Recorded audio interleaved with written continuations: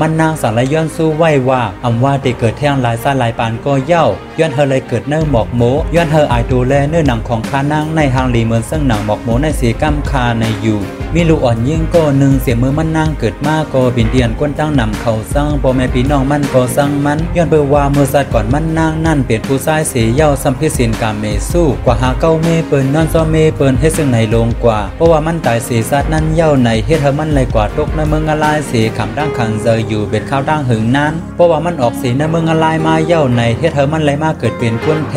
งวดกามนั่นขึ้นซ้อมตอกเตี้ยนถึงว่ามันนางแต่เป็นลูกสัตว์ที่สีดาโกอำเป็นเตียนก้นตั้งนำเขาภาคเพราะว่ามันนางตีหน้าเฮิรนเย่าก็ซ้ำไรกว่าขึ้นเปิ้นเสียอยู่ซ้อมโผพี่น้องผายโผก็ซ้ำอำเจือกอำไรเสริมมันนางแทงกวยการมันนางซ้ำเป็นก้นมีปัญญาขึ้นมาด้วยขึ้นตัวเศร้าเก่ามันนางว่นว่าถึงจะเฮ็ดตัวลีตาสีส้มหนังปุนฟ้อนลูกเปิ้มีนั่นมันนางก็เฮ็ดเต็มทนกูลองกวยการตั้งตึกอำเป็นเตียนก้นตั้งนำเขาหักอยู่มันนางสังว่นว่าเกิงลีเฮ็ดการตั้งลีนำฤาษีในแทงหนังฮือซ้ำบ่ได้เป็นเตียนก้นตั้งนำเขาหักในอยู่ถึงได้เป็นเสื่องนางเซตาก็มันนางก็อำเซอโตกเสศึกข้าเสเหตุการตั้งลีกว่าแทงมีอยู่วันหนึ่งมันนางไหลหันเซาพระศรีกาพุทธาไปตุ้งซ่อมผ่านมานาเฮิรนอันมันนางอยู่นั่นมันนางก็สมิเสสัทธาขลุเคด้านเสมันนางสั่งไล่มือเอาเขาพักมาลองซ่อมเสเอาหมอกโมมาหลูมัดหนึ่งมันนางสั่งไล่ย้อนสู้ไหวว่าอำว่าได้เกิดแท่งหลายซาหลายปานก็เย่าหนึ่งย้อนเธอเป็นเตียนก้นตั้งนำเขาหักเหมือนซึ่งหนังหมอกโมในสองน้องไล่มาอยู่เนื้อต้องเม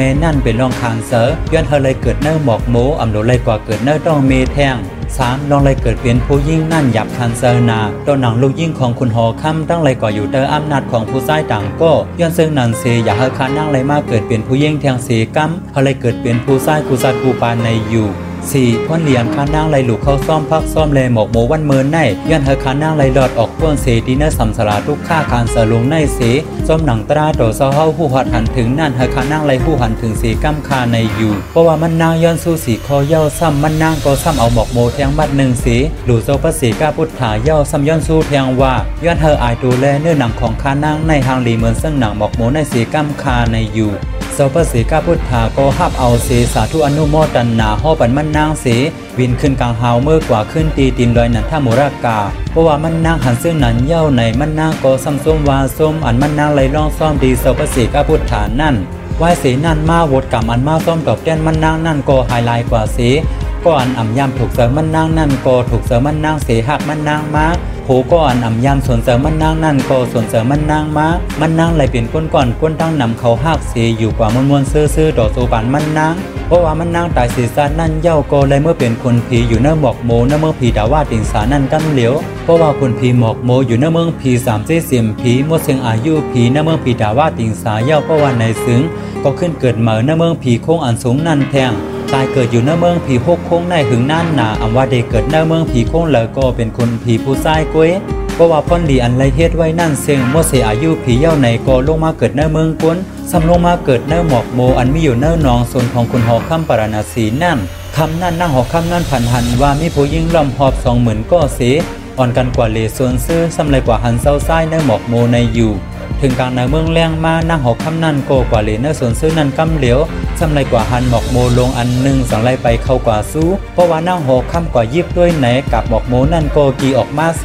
หันเศร้าไส้อันมีตัวคิงหางลีเหมือนเสื่องหนังค่ำนั่นนอนอยู่เนื้อหมอกโมนั่นนั่งหอค่ำโกสังไรเก็บเอามือเลี้ยงเป็นลูกเสเจ้าไส้หมอกโมมีก้นด้วยถึงลุ่มล่าลีนาเหมือนซึ่งหนังผีเขานั่นมีก้นด้วยถึงเป็นหมื่นก็มันไส้ก็สอนตัวเจ้าเก่าไล่เสสังวนว่าตั้งเสือเสือในเมืองผีเขาก็ไล่30มันมานับอ่านสัตว์มันสัมโปอ่ำไล่เย่าได้ตั้งทุกข้าขันเสือลงในเมืองอะไรนั่นก็เขาก็ไล่กว่าไส้วดกามขามานำนาเย่าคืออยู่ตั้งเสือเสืออันเป็นอมตะอันอ่ำหลุไล่เกิดแทงนั่นก้วยเขาอ่ำไปไล่เตรียมทนในแลมันสั่งมุงว่องอะไรเขาถึงนิกปานอยู่มาวันหนึ่งมีเสาพระศรีกาพุทธาป้าหนึ่งเอาหยานเสาสีด้วยหันเสาไส้หมอกโมนในยามไรหลูต้านตีเสาอาลียาเสาพระศรีกาพุทธามาสียามไรย้อนสู้มา4 คอต่อ3 คอได้เตรียมทนเย่ายันเสาสังไรซอยแถมเฮาเสาไส้หมอกโมไรเตรียมทนคูลองเหมือนหนังอันยามไรย้อนสู้มา4 คออันเป็นเสาพระศรีกาพุทธานั่นก็สังไรวินมากจอเสาไส้หมอกโมที่เนอหอ เพราะว่าเสาไส้หมอกโมและหันเสาปัสสีกาพุทธาเย้าก็สังวนว่าในเป็นเส้นดังยางสู้อามาตตาสั่งเอาเสาปักเสาดีหมอกโมนั่นเสีหันลองเรียกลายกีมาเย้าขึ้นเหี่ยวแห้งกว่าและกำเดินโกและหู้หันตราสีเป็นปัสสีกาพุทธากว่าไหว้สีเป็นปัสสีกาพุทธาเย้าก็ออกนุ่งผ้าเหลืองสังก้านสีเพราะว่าเสียงอายุสู่ปานก้นเย้าก็ในเข้าถึงนิพพานกว่าในอยู่เย้าเขาวนว่าพื้นอันไรลัดในมาในเดบันตั้งหูตั้งหันละลายก็เลยอยู่สิบใครในขึ้นปืนขาเฮาหมกขาวเมื่อสุงคา